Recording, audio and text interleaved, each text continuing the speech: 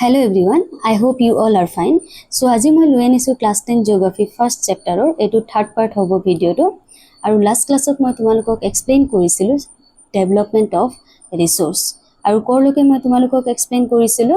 ইয়ালৈকে কৈছিলো আৰু মই তোমালোকক কৈছিলো যে নেক্সট ভিডিওত মই সাস্টেইনেবল ডেভেলপমেন্ট পৰা লৈ আনিম ওকে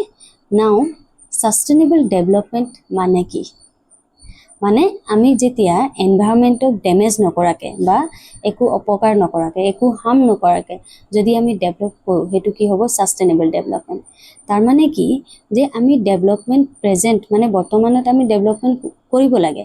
বাট এনেকুৱা নহয় যে ফিউচাৰত হে ৰিসোৰ্সটো একোই বাকি নাথাকে এনেকে হলে এটো সাস্টেইনেবল ডেভেলপমেন্ট নকব মানে ফিউচাৰত আমি ভাবিব লাগিব ঠিক আছে প্ৰেজেন্ট আমি ডেভেলপ কৰিম বাট ফিউচাৰৰ কথা ভাবি মেলি যোনটো আমি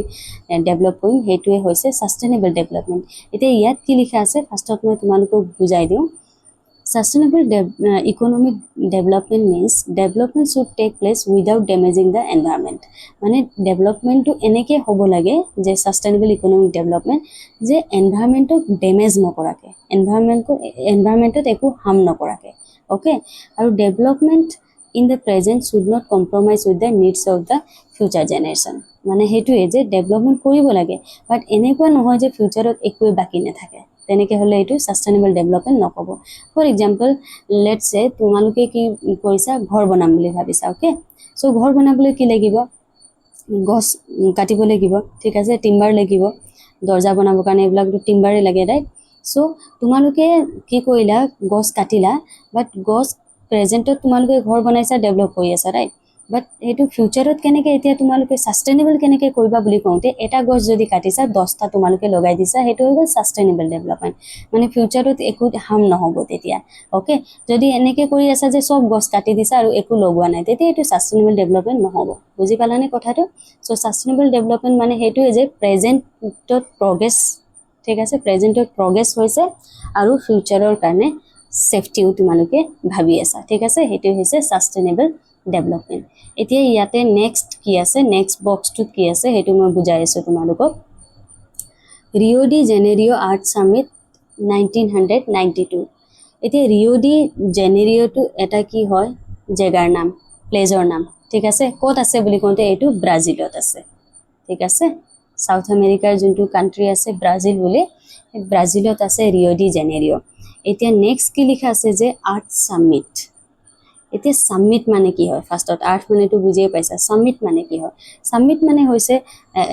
টপ লিডাৰ মিলি মেলি যোনটো মিটিং তাহাতে পাতে ন হেতু সামিট বুলি কয় ঠিক আছে মানে এটো ইন্টাৰনেশনাল মিটিং আছিল এটো একচুয়ালি আৰু আৰ্ট কি কিয় দিছে ইয়াত আৰ্ট সামিট কিয় লগাইছে কাৰণ সেই মিটিংত আৰ্ট ৰিলেটেড কিছুমান ইস্যু ডিসকাস কৰিছিল ঠিক আছে সেই কাৰণে আৰ্ট সামিট বুলি নামটো দিছে আৰু কেতিয়া হৈছিল বুলি কওঁতে 1992 মনত থবা দে ৰিও ডি জেনেৰিও কত হৈছিল ব্ৰাজিলত হৈছিল আৰু আৰ্ট সামিট মই মিনিংটো বুজাই দিলো সামিট এটো ইন্টাৰনেশনাল এটা টপ লিডাৰ মিলি মেলি যোনটো মিটিং পাতিছিল হেতু আৰু এটো মেইনলি আৰ্টৰ ইস্যু ৰিলেটেড আছিল কিছুমান প্ৰবলেম আছিল সিৰিয়াস প্ৰবলেম কিছুমান আছিল হেতু লৈ মেলি মিটিং পাতা হৈছিল 1992 সেই কাৰণে নামটো ৰিও ডি জেনেৰিও দি দিলে কিয় দিলে এটো ৰিও ডি জেনেৰিওত হৈছিল মিটিংটো ওকে আৰু কিয় দিছিলে মই এটো এক্সপ্লেইন কৰিলো আৰ্ট সামিটটো কি এতিয়া সোৱা in June 1992 more than 100 heads of state met in Rio de Janeiro in Brazil for the first international art summit তো 1992 জুন মাহত more than 100 heads মানে 100 জনতকৈ বেছি হেড মানে সব কান্ট্ৰিৰ পৰা মানে 100 more than 100 কান্ট্ৰি ক'ব গলে ঠিক আছে কাৰণ সব ষ্টেটৰ পৰা আহিছিল না সব কান্ট্ৰিৰ পৰা আহিছিল তো 100 হেডস কি কৰিছিল ৰিও ডি জেনেৰিওত গৈছিল ব্ৰাজিলত সেই মিটিংটোৰ কাৰণে আৰু এটো ফাৰ্স্ট ইন্টাৰনেশনাল আৰ্ট সামিট আছিল বুলি কৈছে okay the summit was convened for addressing urgent problems of environmental protection and socio-economic development at the global level আৰু এই মিটিংটো মেইনলি কি তাহাতে চাইছিলে মানে কি এড্ৰেছ কৰিছিলে বুলি কওঁতে যে এনভায়ৰনমেন্টাল protection কৰিব লাগে মানে এনভায়ৰনমেন্টত কিছুমান সিৰিয়াস ইস্যু আহি গৈছিল পলিউশন হ'ব পাৰে টেম্পাৰেচাৰ ইনক্ৰিজ হৈ গৈছে গ্লোবাল ওয়াৰ্মিং হ'ব পাৰে সো এইবিলাক প্ৰবলেমটো যোনটো এনভায়ৰনমেন্টত হৈছিল এটো প্ৰটেকশন কৰিব লাগে হে মিটিংটোত মেইন মানে এম এটো আছিল যে প্ৰটেক্ট কৰিব লাগিব আৰু সোশিও ইকোনমিক কি কৈছে development at the global level আৰু কেনেকৈ ছ'চিঅ' ইকনমিক ডেভেলপমেণ্টটো কৰিব গোটেই ৱৰ্ল্ডত মানে তাহাঁতি অকল নেচাৰটো প্ৰটেক্ট কৰাৰ কথা ভবা নাছিলে বাট ছাইড বাই ছাইড তাহাঁতি এইটো ভাবিছিলে যে কেনেকৈ ছ'চিঅ' ইকনমিকটো ডেভেলপ কৰিব মানুহৰ থকা যোনটো হেল্ডি এনভাইৰনমেণ্ট ইয়া মানুহৰ যোনটো ইনকাম চ'ৰ্চ আছে সেইটোকো লগত লৈ গৈছিলে ঠিক আছে মানে ডিছকাছ অনলি নেচাৰৰ প্ৰটেক্ট কৰাৰ কথা তাহাঁতি ভবা নাছিলে তাহাঁতৰ মেইন যোনটো অবজেক্টিভ বা এইমটো এইটোৱে আছিলে যে এনভাইৰনমেণ্টক হাৰ্ম নকৰাকৈ কেনেকৈ ছ'চিঅ' ইকনমিক ডেভেলপমেণ্ট কৰিব পাৰে বুজি পাইছানে কথাটো মানে not just about saving nature but also about improving human life while protecting nature মই অলপ ইয়াত লিখি লৈছিলোঁ চাই লৈছোঁ চ' সেইটোৱে যে ছ'চিঅ' ইকনমিক ডেভেলপমেণ্টটো এনেকৈ কৰিব লাগিব যে এনভাইৰনমেণ্টক প্ৰটেক্ট কৰি মেলি ঠিক আছে চ' দুইটা ইয়াত কি আছিলে ফ'কাছ কৰিছিলে এই মিটিংখনত নেক্সট ইয়াতে কি দি আছে যে the assemble leaders sign the declaration on global climatic change and biological diversity তো ইয়াতে এতিয়া কি কৈছে যে সেই মিটিংখনত কি কৰিলে লিডাৰ যিমান আহিছিলে লিডাৰে কি কৰিলে যে চাইন কৰিলে ডিক্লেৰেশ্যন এটা চাইন কৰিলে মানে এটা এগ্ৰিমেণ্ট অফিচিয়েল এটা এগ্ৰিমেণ্ট তাত কি আছিলে যে গ্ল'বেল ক্লাইমেটিক চেঞ্জ এটা তাহাঁতৰ ফ'কাছ আছিলে আৰু এটা হৈছে বায়'লজিকেল ডাইভাৰ্চিটি প্ৰটেক্ট কৰিব লাগিব এতিয়া গ্ল'বেল ক্লাইমেটিক চেঞ্জটো মানে ইয়াতে কি কৈছে মই অলপ বুজাই দিম যে যোনটো ক্লাইমেটত আনইউজুৱেল চেঞ্জ হৈ আছিলে সেই চেঞ্জটো কেনেকৈ এতিয়া প্ৰটেক্ট কৰিব সেইটো মেইন তাহাঁতৰ কি আছিলে এইম আছিলে আৰু বায়'লজিকেল ডাইভাৰ্চিটি মানে কি হয় যে variety of life on the earth surface এতিয়া বায়'লজিকেল ডাইভাৰ্চিটিটো ইয়াত কিয় দিছে কাৰণ বায়'লজিকেল ডাইভাৰ্চিটি লছ হৈ আছিলে ঠিক আছে তাৰমানে কিছুমান স্পেচিছ এক্সটিংক্ট হৈ গৈ আছিলে তো এক্সটিংক্ট হ'লে কি হ'ব যদি বায়'লজিকেল ডাইভাৰ্চিটি এনেকৈ লছ হৈ থাকে তেনেহ'লে ইক'চিষ্টেম এটা ফাংচন কৰিবলৈ প্ৰব্লেম হৈ যাব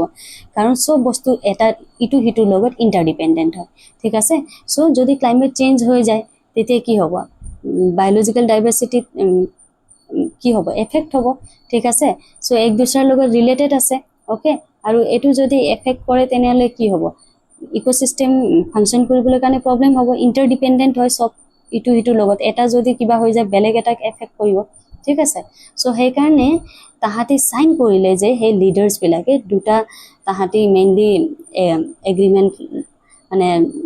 হিচাপে ল'লে আৰু গ্ল'বেল ক্লাইমেটিক চেঞ্জ যোনটো হৈ আছে আৰু বায়'লজিকেল ডাইভাৰ্চিটি যোনটো লছ হৈ আছে সেইটোক কেনেকৈ প্ৰটেক্ট কৰিব সেইটো কাৰণে তাহাঁতি চাইন কৰিলে আৰু the Rio' convention endorse the global forest principles and adopted agenda 21 for achieving sustainable development in the 21st century তো যোনটো যোনটো মিটিং আছিলে তাতে অফিচিয়েলি আৰু এটা কথা ক'লে যে গ্ল'বেল ফৰেষ্ট প্ৰিন্সিপল তাৰমানে ফৰেষ্টটো আমাৰ লাইফৰ কাৰণে বহুত ইম্পৰ্টেণ্ট হৈ যায় ৰাইট আৰু চব কাণ্ট্ৰি এইটো ৰেছপনচিবল মানে ডিউটি থাকিব লাগে যে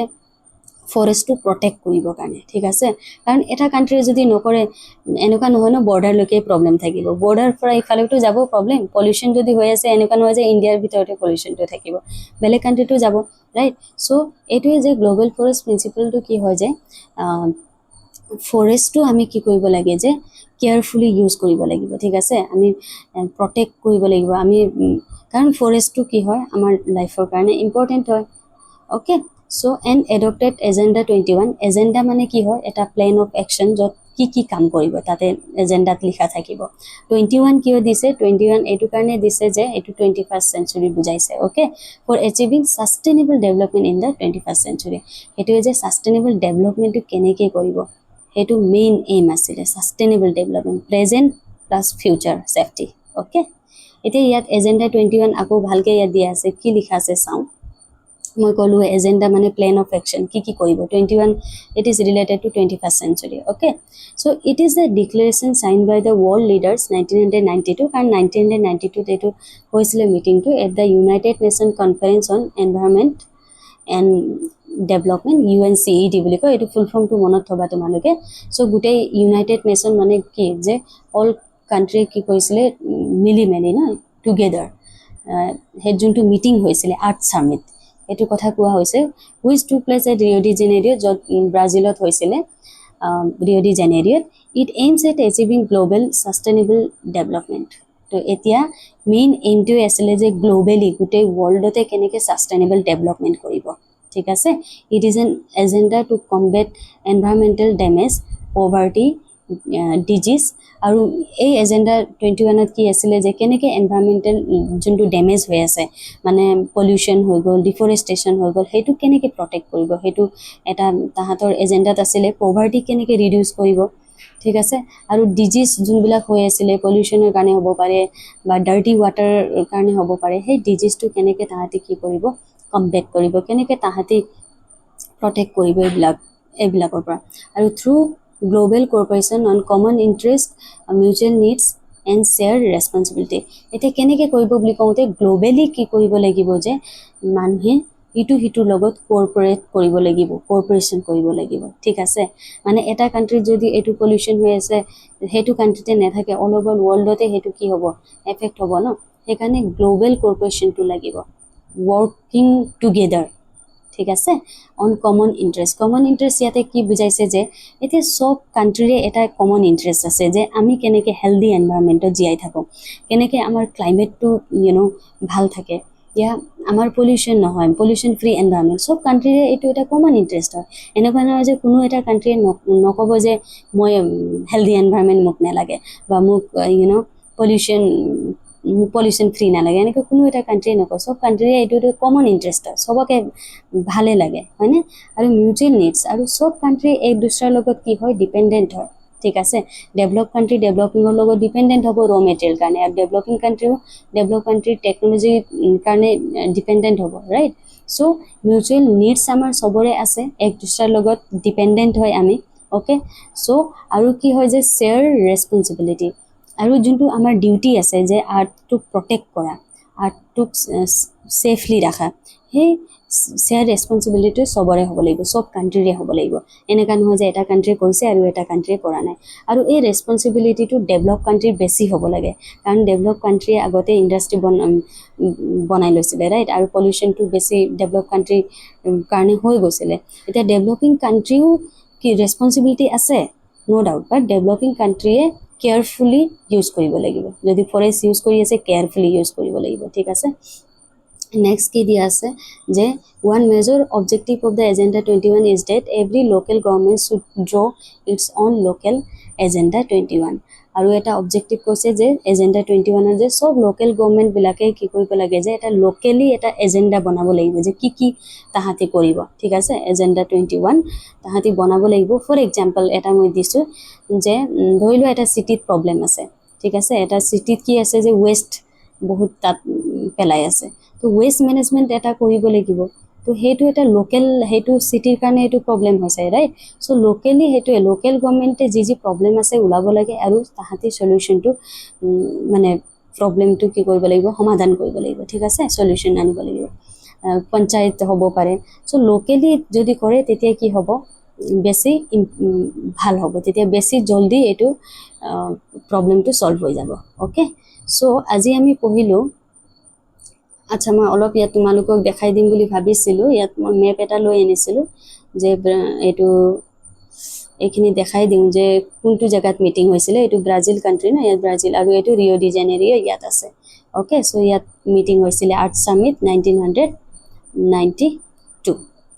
অ'কে চ' আই হোপ তোমালোকে বুজি পাইছা আজি নেক্সট ক্লাছত মই ৰিচোৰ্চ প্লেনিং লৈ আনিম ইয়াত অলপ